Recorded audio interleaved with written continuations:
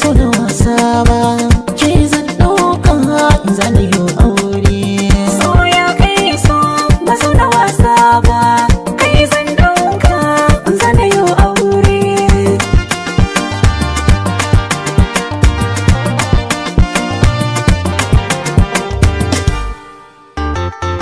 Kai so ba abin da ba za na iya ba, ke na sadaukarwa kai na irba ba, kika karɓe ni hannuwa biyu da maraba. So na hakika kike mini na karɓa, baki da fari saman ba su kamanni ba, sannan da ke miki bai kama da wasa ba.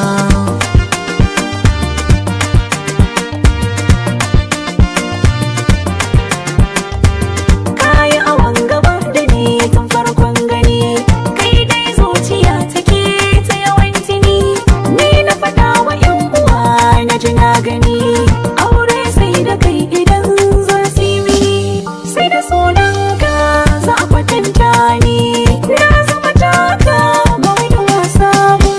So ya kai so ba so da wasa ba, Kai zan ɗauka zana yi aure.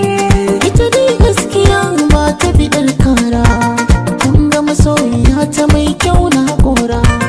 Hannun kulliya a nan ba ta da tsara, in ka ji zantukanta sai ka saurara. Ba da gajiya in tana yi min hira, daɗin sautinta ba zai kwatanto ba.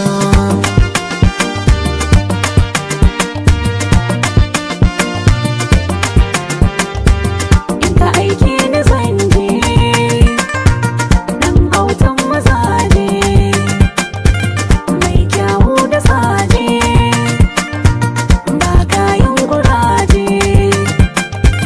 Ni na shirya idan ka sai na je, in an ɗaura ba zan yi shirme ba.